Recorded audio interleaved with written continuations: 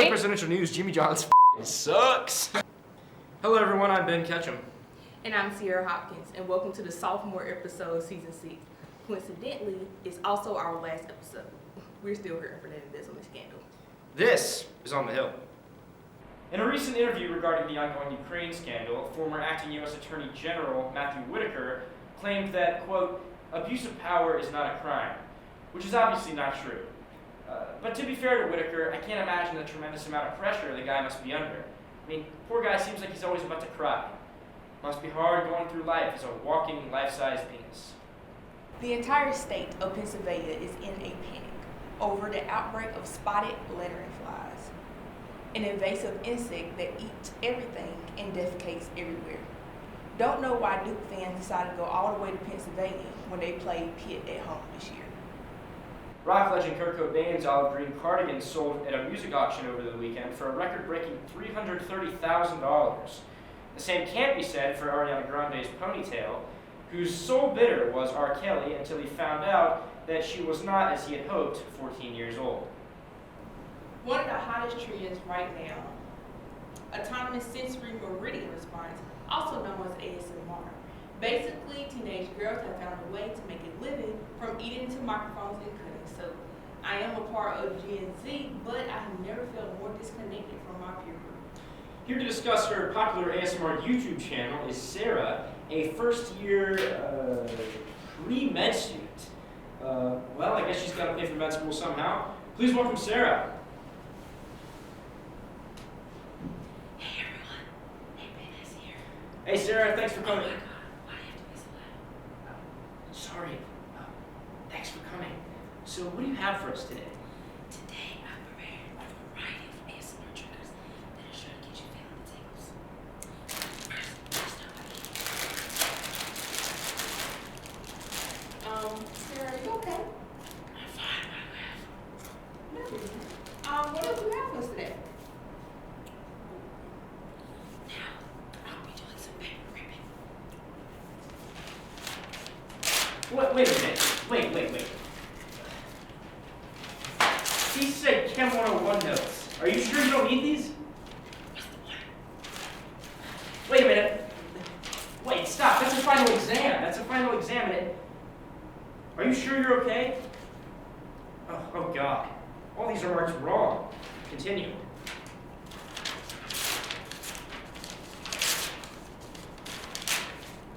you feeling the tingles yet?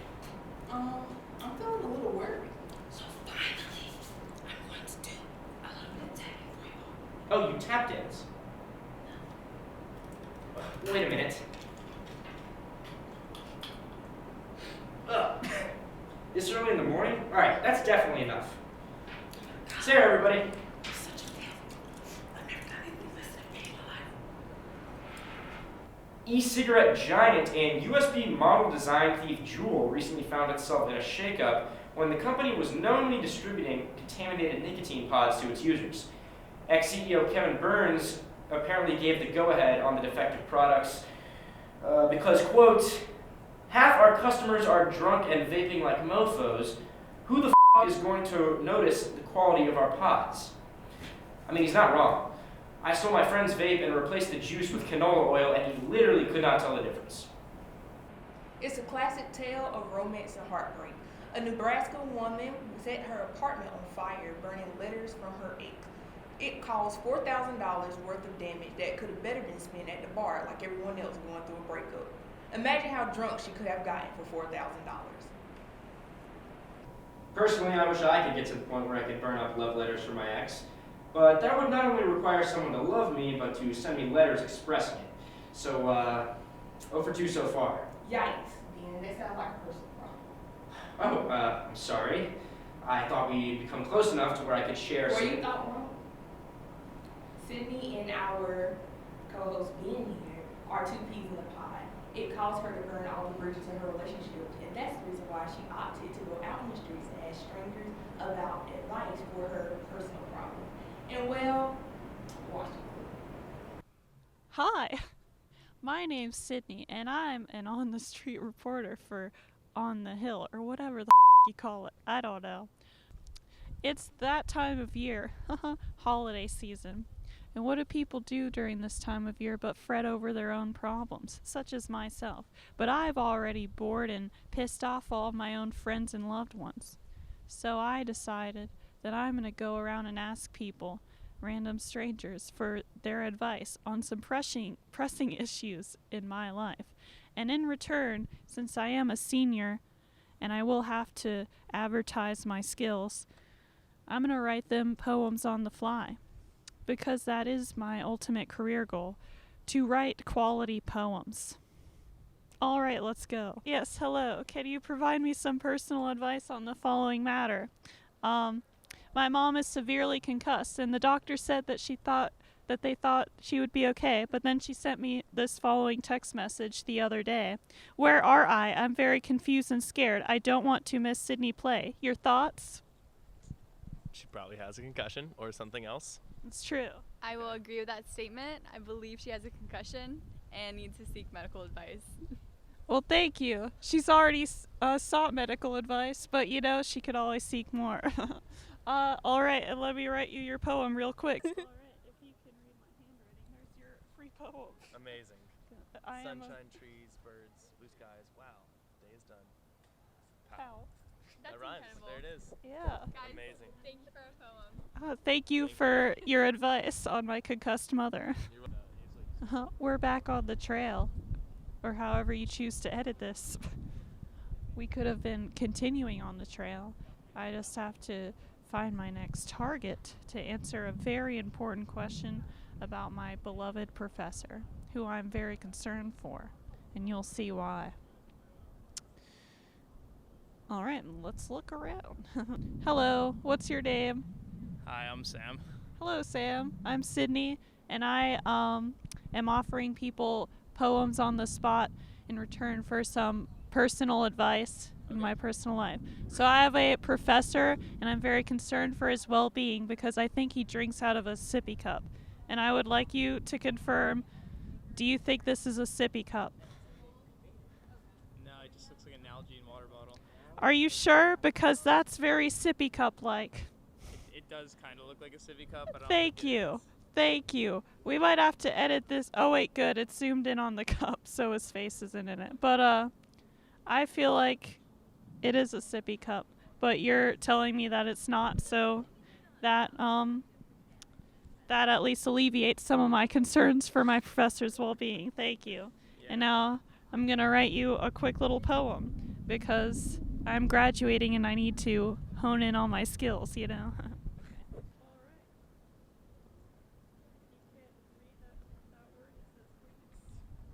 Bricks on the ground, bricks all around, UNC. Wow. There you go. You can Amazing. keep that. Thank you so much. Thank you. Have a good No day. problem. See ya. All right, there you have it. My professor, Professor.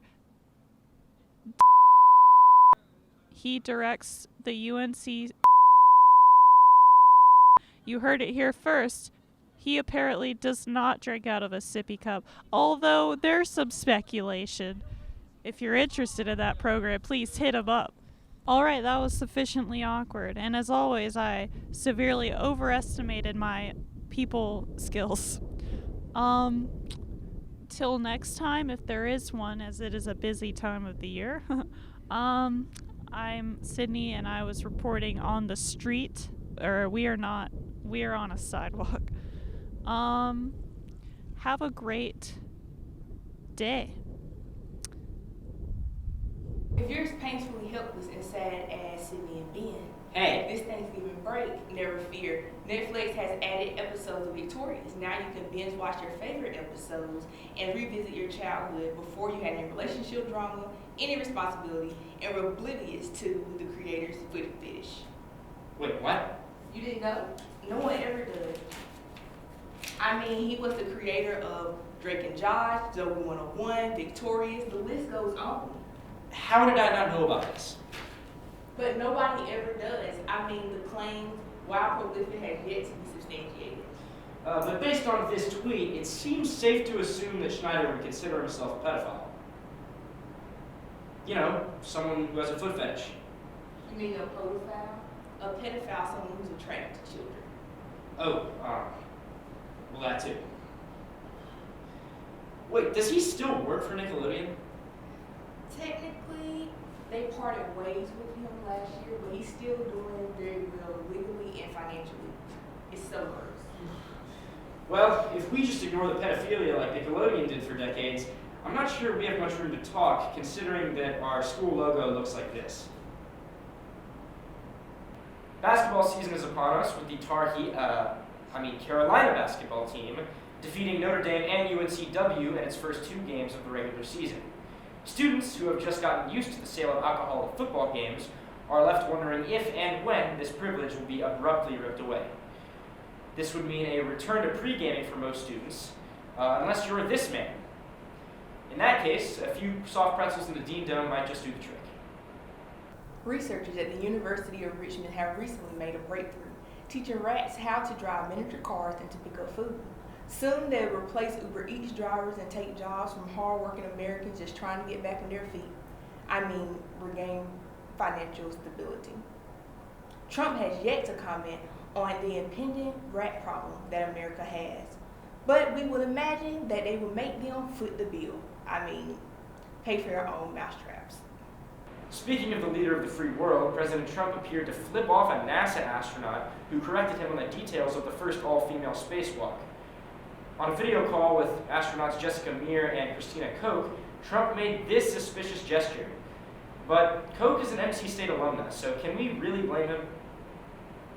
President Donald Trump has recently exchanged his New York residency for a Florida one. Many people believe that this is tax motivated since Florida has no income tax or inheritance tax. I think it's safe to say that there are more pressing motives. He loves keeping cigars, he looks like the state fruit, and Florida is a known haven for registered sex offenders and racist retirees. No matter the reason, he has claimed the long contested and highly coveted title of the ultimate Florida man. Hey. As a Floridian, I would like to remind everyone that the Florida man stereotype is not only offensive, but often inaccurate. Many of these stories come from places like Pensacola or Tallahassee, while other regions of Florida are completely innocuous. Okay, we get it. Not all Florida men, yada, yada, yada. Moving on. Michigan drivers were shocked when a hacker caused a roadside billboard to display porn for 20 minutes.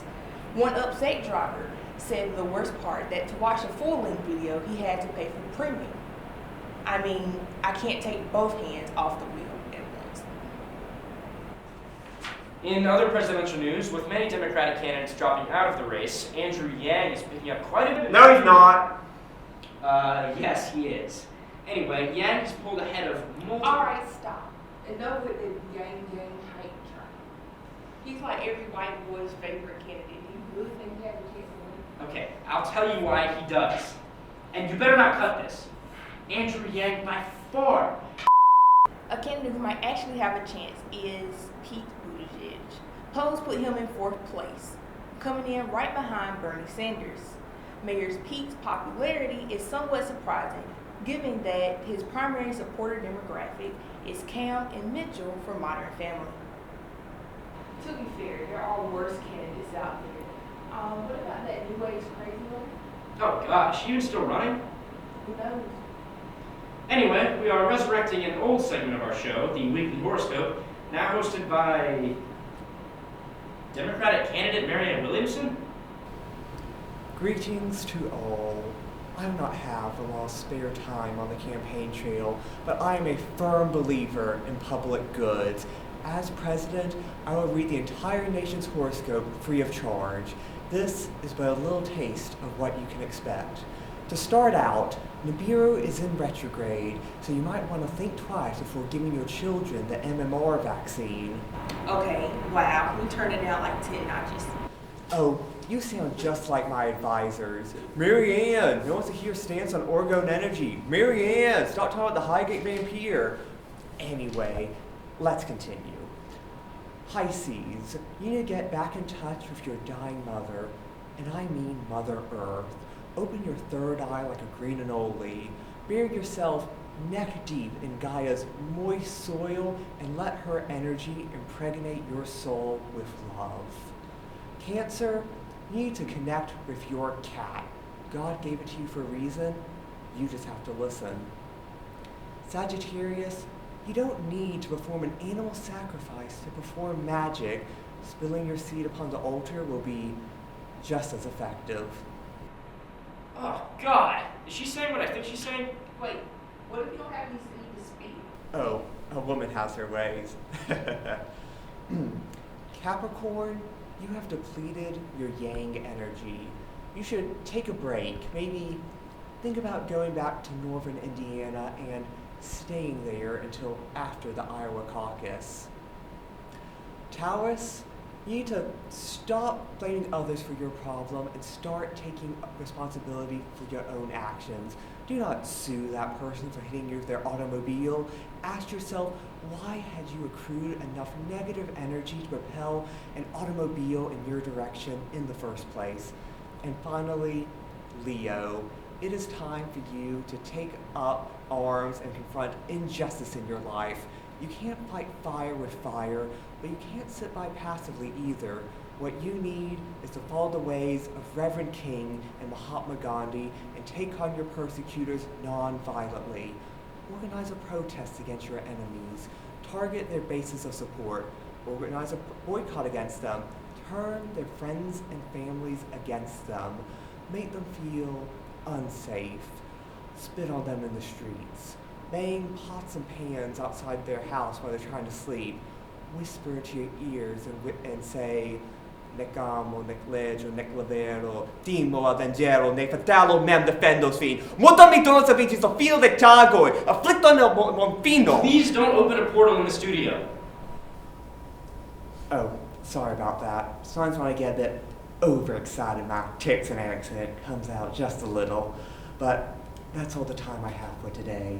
Until the next time, remember that peace and trust can win the day, that love can cast off the crown of any tyrant, and faith can clean their heads directly from their shoulders. But now, I must leave.